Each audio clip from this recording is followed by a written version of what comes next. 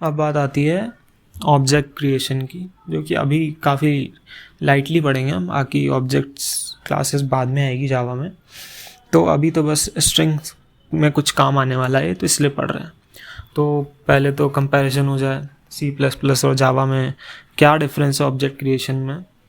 तो एक बड़ा डिफरेंस, बहुत बड़ा डिफरेंस ये है कि आप सी प्लस प्लस में ऑब्जेक्ट या फिर कोई भी ऐसी चीज़ें अलॉट करते हो, ऑब्जेक्ट बनाते हो। सी प्लस प्लस की बात करें तो ऑब्जेक्ट बनाते हो आप, तो जैसे आपने ऑब्जेक्ट बनाया तो जिस क्लास का ऑब्जेक्ट है उसमें अगर 3 डेटा मेंबर्स है तो आपके लिए वो मेमोरी अलॉट कर देगा, और उस मेमोरी लोकेशन की जो नाम होगा वो होगा एस, मतलब जो ऑब्जेक्ट का नाम है। जैसे कि स्टूडेंट क्लास का ऑब्जेक्ट बनाया एस, तो स्टूडेंट एस ऑब्जेक्ट बनाया मैंने, और एस उस लोकेशन का पॉइंट नहीं करेगा, वो उस लोकेशन का नाम ही होगा, उसका एड्रेस भी होगा कुछ, बट वो उस लोकेशन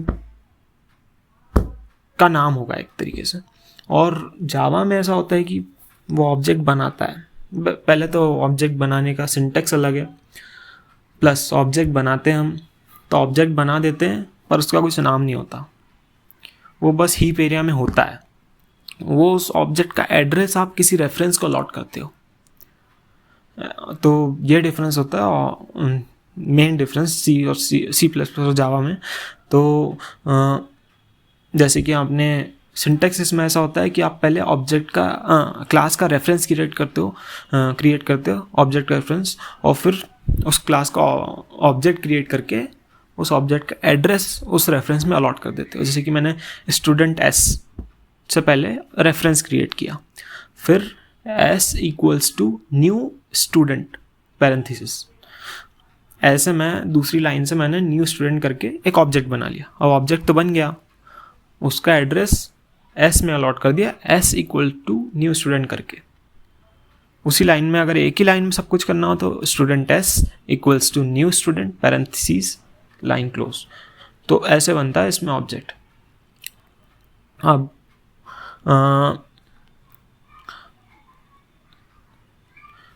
इसमें एक और डिफरेंस होता है कि ऑब्वियसली सी प्लस एस में तो ऑब्जेक्ट का साइज होगा, इधर जो है जावा में object here line student S हमने जो लाइन लिखी पहले, वो एक रेफरेंस बना रहा है क्लास का, ना कि ऑब्जेक्ट बना रहा है, ये तो बात हो ही चुकी है। और उसका साइज, जो रेफरेंस का साइज होता है 4 बाइट्स होता है या फिर 8 बाइट्स। 34 बिट प्लेटफॉर्म के लिए 4 बाइट्स और 64 बिट्स के लिए 8 बाइट, डिपेंडिंग अपॉन सिस्टम। और सी प्लस प्लस में तो ऐसा कुछ होता नहीं है, तो उस ऑब्जेक्ट की साइज़ हो जाएगी उसके सारा डेटा मेंबर्स को जोड़ के। इधर भी ऑब्जेक्ट की साइज़ तो होती है, पर हम रेफरेंस की बात कर रहे हैं, तो रेफरेंस का साइज़ 4 या 8 बाइट होता है 64 32 बिट सिस्टम के लिए। अब एक न्यू स्टूडेंट से नया ऑब्जेक्ट बनता है, और इसमें भी ऑब्जेक्ट का साइज़ तो डेटा मेंबर्स को मिला के आएगा। तो ठीक है, अभी तो काफ़ी ज़्यादा डिटेल हो गई है, पर ठीक है। अब बात आती है स्ट्रिंग की। स्ट्रिंग्स, तो स्ट्रिंग्स है क्या जावा में? स्ट्रिंग्स प्रिमिटिव डेटा टाइप तो बिल्कुल भी नहीं है। स्ट्रिंग्स है एक सीक्वेंस ऑफ कैरेक्टर्स, बिल्कुल सही। स्ट्रिंग्स इसमें प्रिमिटिव डेटा टाइप नहीं है, वो कैर जो डेटा टाइप होती है उसका सीक्वेंस है एक। तो जावा है वो हमें स्ट्रिंग क्लास भी प्रोवाइड करती है, और इससे हम स्ट्रिंग्स को मैनिपुलेट कर सकते हैं। और since string is a class we can use it, and we have, अगर हमें यूज़ करना है तो हमें स्ट्रिंग ऑब्जेक्ट बनाने पड़ेंगे अगर उस क्लास को यूज़ करना है, क्योंकि उसके मेंबर्स स्टैटिक नहीं है। तो अब देखते हैं स्ट्रिंग क्लास का ऑब्जेक्ट कैसे बनेगा। तो ठीक है, अब ऑब्जेक्ट तो ऐसे बनेगा न्यू स्ट्रिंग। पर एक बात होती है इसमें कि पहले आप रेफरेंस बनाओगे string S equals to new string, और फिर पैरेंथेसिस में आप स्ट्रिंग देखो। बट अब स्ट्रिंग क्लास में एक ऑप्शन होता है कि आप न्यू कीवर्ड को हटा के, या फिर ऑब्जेक्ट क्रिएशन वाला स्टेप है न्यू स्ट्रिंग फिर पैरेंथेसिस में स्ट्रिंग, उसको हटा के डायरेक्ट स्ट्रिंग रेफरेंस को अलॉट कर दो बिना ऑब्जेक्ट क्रिएट के, तो वो भी एक टाइप से ऑब्जेक्ट क्रिएशन ही होता है, जो कि हम इन दोनों के बीच में डिफरेंस जो है हम आगे जाके पढ़ेंगे। अब हाँ बिल्कुल सही है। और इसमें कुछ एग्जाम्पल्स की बात कर लेते हैं। अगर हमने दो स्ट्रिंग्स बनाई, दो स्ट्रिंग ऑब्जेक्ट्स बनाए, S1 और S2 रेफरेंसेस हैं, उनमें हमने भोपाल, दोनों में भोपाल अलॉट किया है। S1 is to new string Bhopal, S2 is to new string Bhopal. दोनों के रेफरेंसेस हमने पहले बना लिए थे, तो उसकी बात नहीं करेंगे। अब अगर हम system.out.println में S1 equals to S2 compare करेंगे, तो आउटपुट क्या आएगा?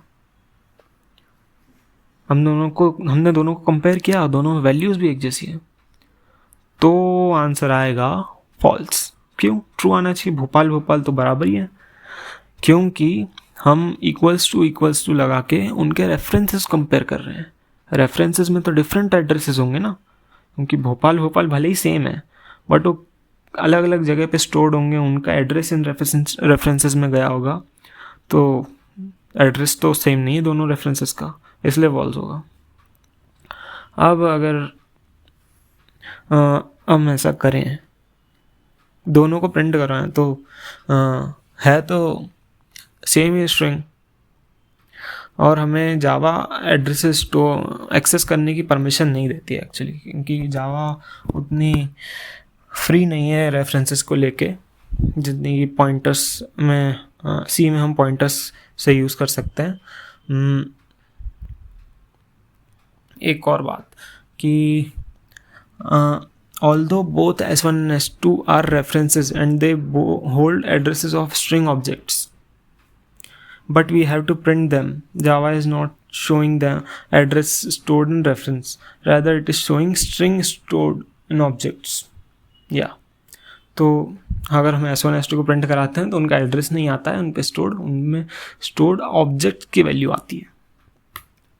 अब स्ट्रिंग क्लास में बहुत सारे मेथड्स हैं जो कि हम स्ट्रिंग्स पर अप्लाई करके काफ़ी एफिशिएंट कोड बना सकते हैं, तो देखते हैं।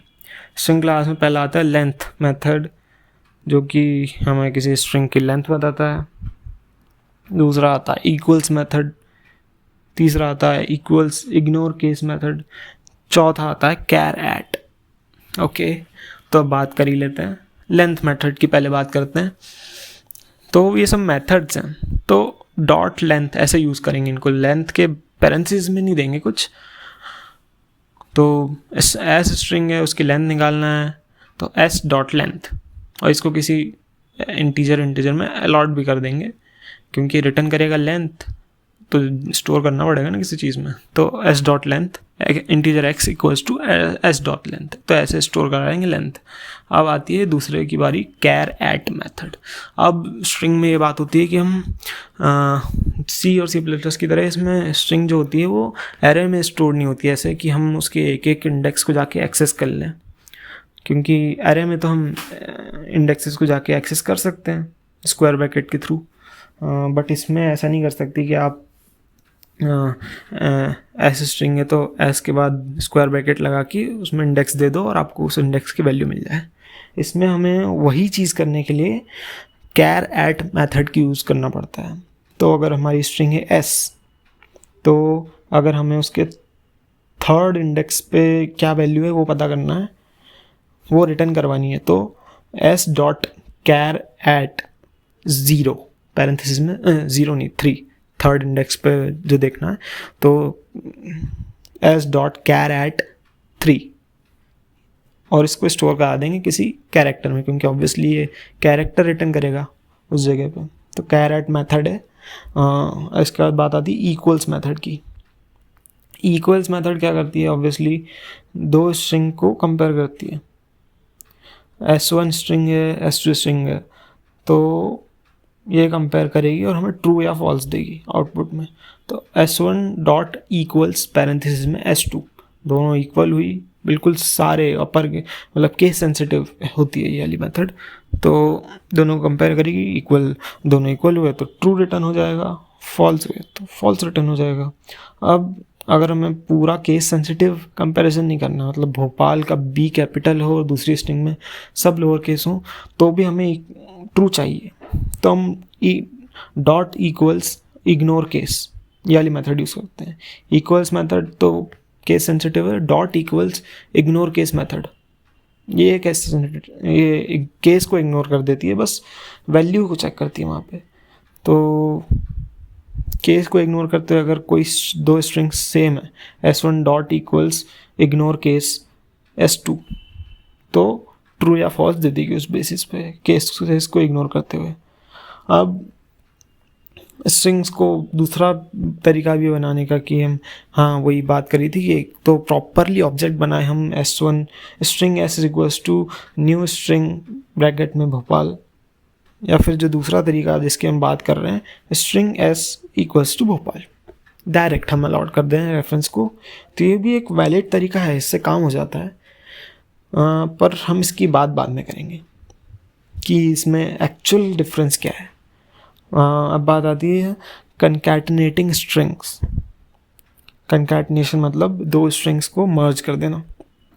तो अगर हम SOP में दो स्ट्रिंग्स को S1 प्लस S2 कराएंगे तो दोनों स्ट्रिंग्स कंकैटिनेट हो जाएगी और हमें आउटपुट मिल जाएगा। जैसे कि हिमांशु और भोपाल दो स्ट्रिंग्स हैं, उनको प्लस किया SOP में, तो उनके बीच में गैप नहीं होगा। पहली बात तो वो एकदम चिपक के कंकैटिनेट हो जाएगी और हमें आउटपुट मिल जाएगा। तो ये बात हो गई है स्ट्रिंग्स की। अब नेक्स्ट टाइम आएगा स्विचेस, इफ एल्स, ये सब कंडीशन रिलेटेड थिंग्स। ठीक है।